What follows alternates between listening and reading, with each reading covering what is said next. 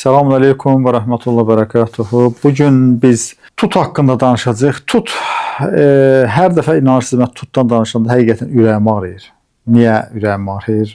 Deməli, istəyir rayonlarda olsun, istəyir Bakıda olsun.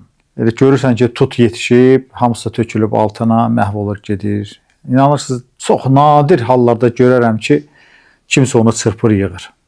O qədər faydalı bir bitkidir ki, tut həqiqətən o qədər faydaları var ki, yenə də mən bir borc olaraq faydaları sizə çatdırıram inşallah. Və onun heç olmasa ondan sonra bəlkə də yığıb həm qurusunu istifadə edə bilərsiniz, həm bişirib bəhməzini istifadə edə bilərsiniz. Hətta yarpağını belə yığıb qurub istifadə edə bilərsiniz. Həqiqətən Allahın bizə verdiyi bir nemətdir. İnanırsınız, bir nemətdir.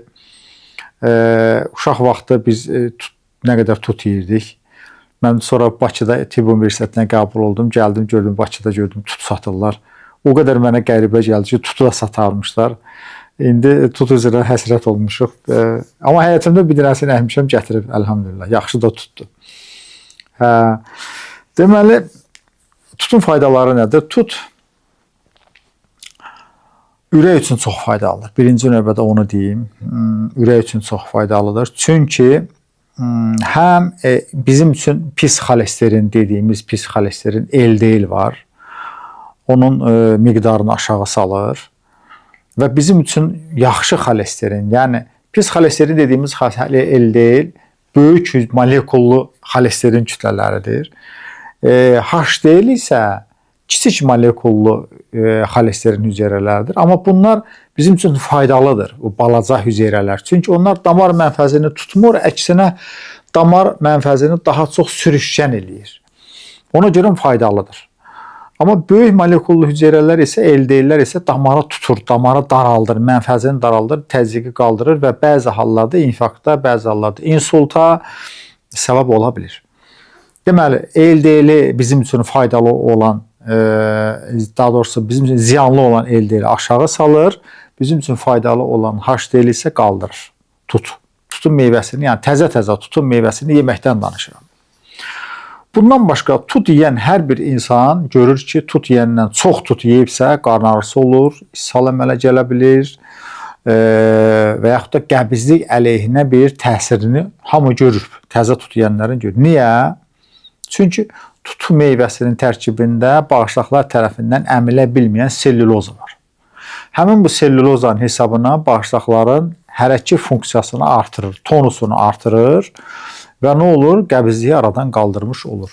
Eyni zamanda bu xüsusiyyət tut qurusunun özünə də aiddir. Yəni tut qurusunu da biz yeyəndə bu faydaları almış oluruq. Çox maraqlı bir dənə də tut haqqında bir məlumatı çatdırım ki, tut çox şirin bir meyvədir. Normalda şirin meyvələr təzyiqi qaldırır. Amma tutun özünü yemək və yaxud da ki, tutun qurusunu yemək təzyiqi isə əksinə salır. Bax, belə bir xüsusiyyəti də var.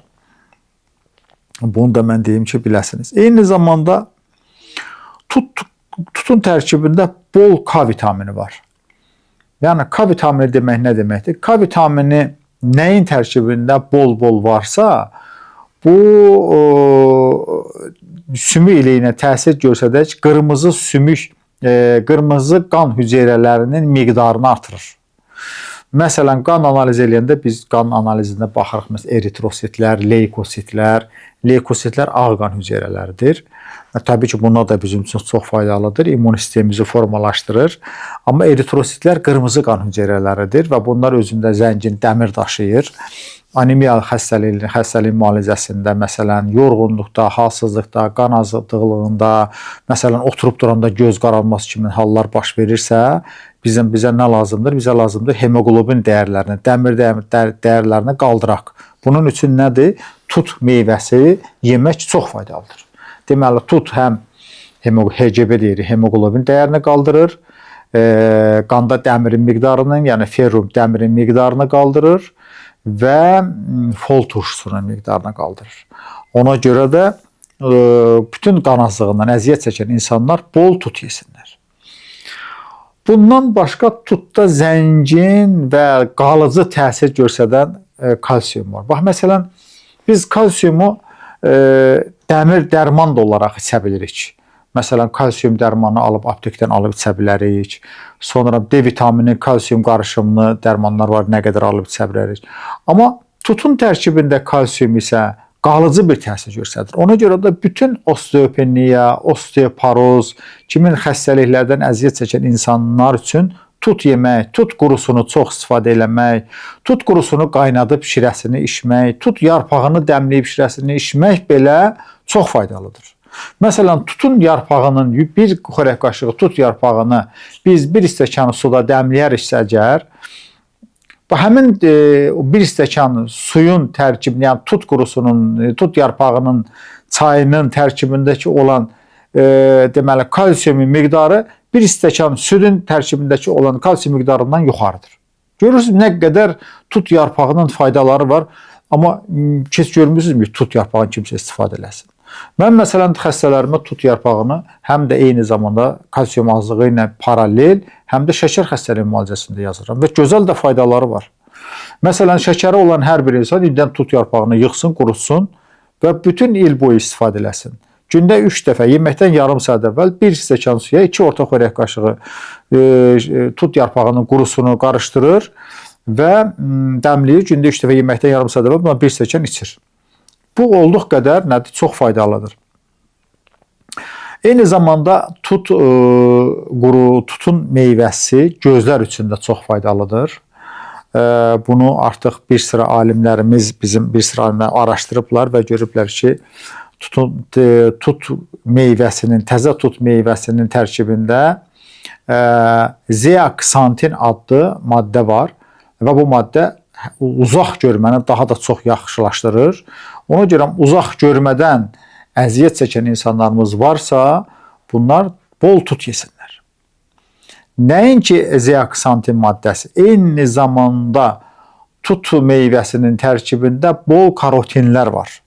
Karotinlər deməli normalda bunlar deməli Y vitamininin provitaminləridir. Yəni bunlar biz yedikdən sonra bizim bədənimizdə Y vitamininə və Y vitamini yox, A vitamininin provitamini olduğundan bizim bədənimizdə yedikdən sonra A vitamininə çevrilir və A vitamini də nədir? Bizim gözümüzün ən çox tələbat olan, ən çox vitamin tələbatı olan bir maddi vitamindir.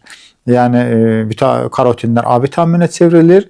Eyni zamanda ümumiyyətlə A və Y vitaminləri həmişə bir-birinə paralel olur. A vitamini çatmırda çox vaxt Y vitamini də çatmır və yaxud da Y vitamini çatmırda A vitamini də çatmır. Çünki bunlar hər ikisi yağda həll olan vitaminlərdir. Deməli eyni zamanda tut meyvəsi həm də cinsi zəifliklər zamanında istifadə olunur. Çünki Y vitamininin də mənbələrindən biri kimi sayılır. Tut tərkibində həm də bol maqnezium vardır. Bu maqnezium nə edir bizdə? Maqnezium bax məsələn əzələ ağrılarında, əzələ krampları deyirik, qıcolmalar deyirik. Bax məsələn elə adamlar var gecələr yatanda baldırlarında daha çox, ayaqlarında, bəzən qollarında qıcolmalar olur. Bax bu qıcolmalar çox keçirdən insanlarda çox vaxtı maqnezium çatışmır.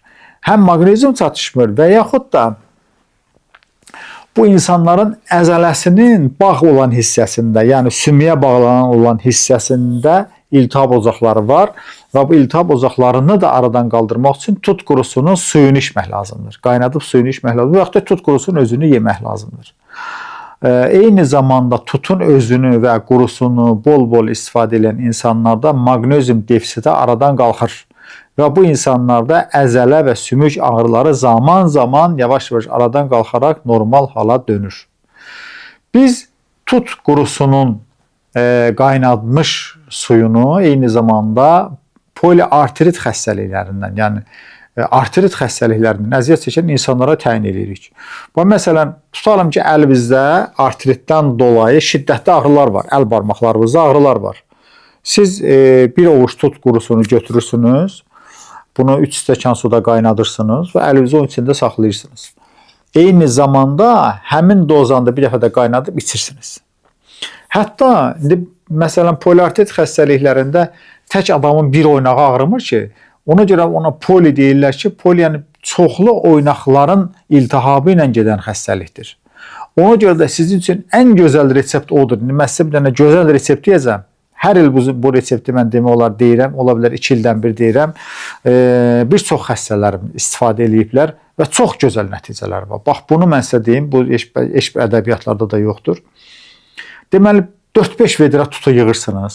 Bax, təzə tut 4-5 vedrə yığdınız. Tökün bir boçkuya və yaxud da ki, bir köhnəlmiş hamam vannasına, o belə sidiyaş vannalar olur, yarımçıq vanna balaca. Bax, ona o töksəniz əladır. Lap 5-6 vedrə yığsanız lap yaxşıdır. Yığın ora, qoyun qalsın günün altında. Gündə 2 dəfə, 3 dəfə onu bir dənə qarışdırın, vəssalam. Və yaxud da yekə böyük qazanlar var. Bizdə Naxçıvanda ona tiyan qazanlar deyirlər, məhlis qazanlar. Ona da tökə bilərsiniz. Orada qalır, bir həftədən 10 gündən sonra yavaş-yavaş başlayır qıcqırmağa. Qıcqıranda ondan çaxır iyi gələcək. Ondan sonra bir ayda keçəndən sonra qarışdırmağa yenə gündə 1-2 dəfə, 3 dəfə daha qarışdırmağa davam eləyin.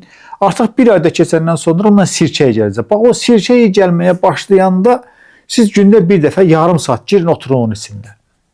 O qədər onun əzələ və sümük sisteminə faydaları var ki, o qədər faydaları var ki.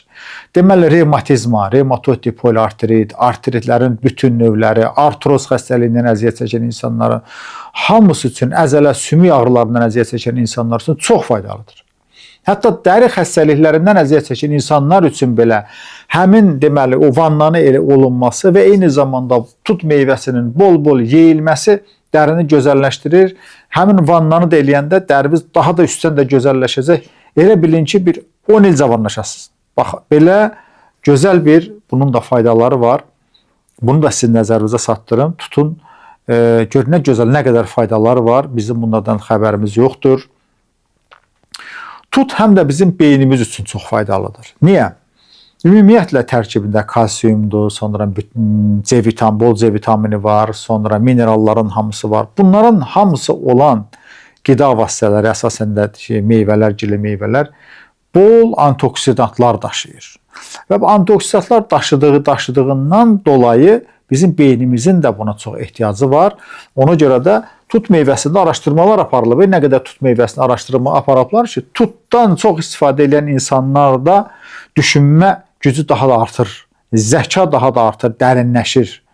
Yəni, yaddaş itmə gecikir. Bax, insanlar var, məsələn, görürsən ki, 30 yaşında, 40 yaşında artıq bir dənə telefon nömrəsi yadında saxlaya bilmir. Niyə? Düzgün qidalanmır. Əsas bizim yaddaşımızı normal saxlayan düzdür, beyin vərdişləri də var. Və bununla dolayı da bizim beynimizin bol antioksidantları olan tələbatı var. Bu antioksidantlar deyəndə insanlarımız bəziləri, bəzən mənə də sonra deyirlər ki, antioksidant çox deyirsiniz, doktor, bu bizi çaşdırır. Bax, mən antioksidant, indi mən sizə bir dənə antioksidantın özəlliyini deyim. Görün nə qədər bunun özəlliyi var. Bax, məsələn, biz apelsin alıb yedik. Banan alıb mağazadan da, təbii ki, banan alıb yedik. Sonra nə alırıq? Alma alırıq, armud alırıq. Sonra pomidor alırıq, xiyar alırıq. İndi baxın, indiki bananın tərkibində olan kalium, keçmişdə bananın babası deyilən kaliumla müqayisə ediblər, görüblər ki, 80-100 kiloqrama denk gəlir. Yəni, 1 kiloqram keçmişin bananının tərkibində olan kalium indi 80 kilo bananda olur. Təsəvvür edin ki, bananın başına insanlar görə nə qədər oynasıblar. Pomidorun tərkibindəki likopen əvvəllər 20 kiloqramın birədir. İndi deyirlər ki, artıq 40-a qalxıb.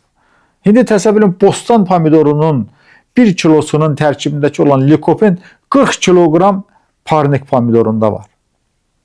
Bu xiyarına da aiddir, bu apelsininə də aiddir. Likopen nədir? Antioksidantdır.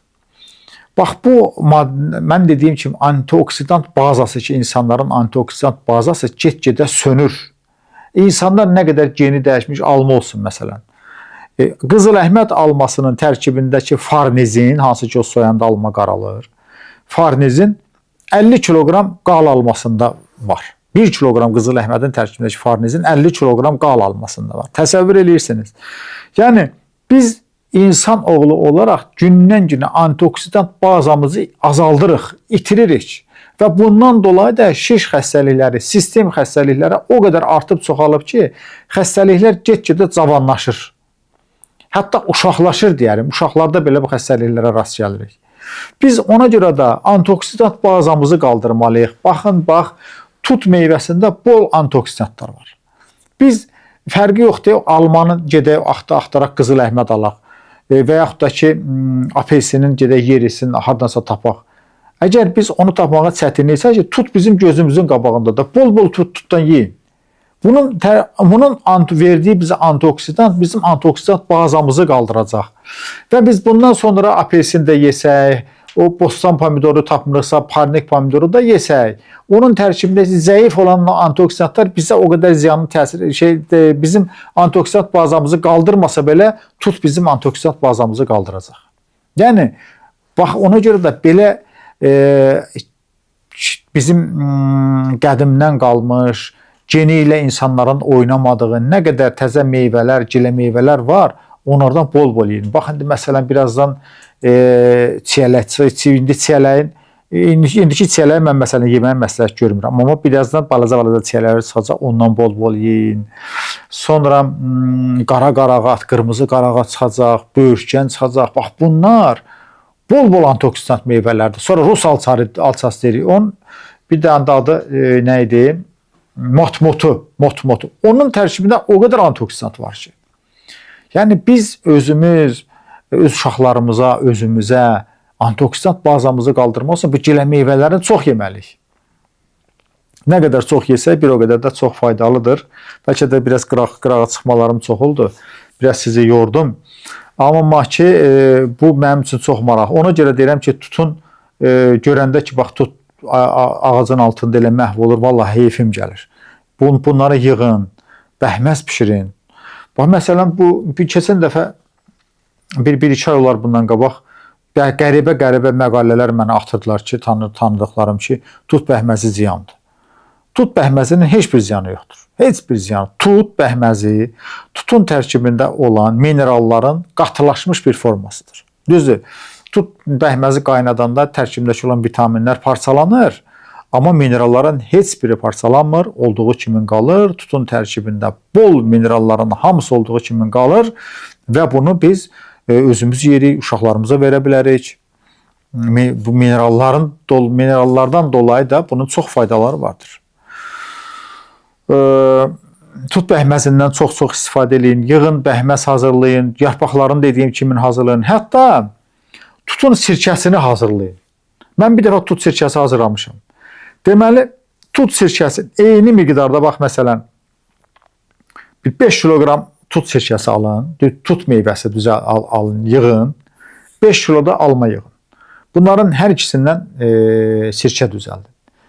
5 kiloqram tut sirkəsinin tutun sirkəsi 5 kiloyu almanın gücünə yox, 15 kiloqram almanın gücünə bərabərdir. O qədər tut sirkəsi tünd bir sirkə olur. Bax, olduq qədər tünd, gözəl bir sirkədir. Təsəvvür edin ki, bir xörək qaşığı tut sirkəsini 3 stəkan suya qarışdırıb içmək, 3 xörək qaşığı alma sirkəsini 3 stəkan suya qarışdırıb içməyə bərabərdir. Halbuki sirkələrin padşahı deyəndə alma sirkəsi nəzərimizdə tutulur. Niyə? Tərkibində bol pektin var. Ondan dolayı deyirik ki, alma sirkəsi. Amma tut sirkəsi ondan da zəngindir, ondan da qatıdır. İstifadə edəndə görəsiniz. Nəsə, sağ olun, Allah hamıya şəfa versin, biz də içində, bəlkə də biraz çox danışdım, amma tutdan nə qədər danışsan doymaq olmur, çox faydalı bir bitkidir. Çalışın, bol-bol yiyin, inşallah. Selamun aleyküm və rəhmətullah.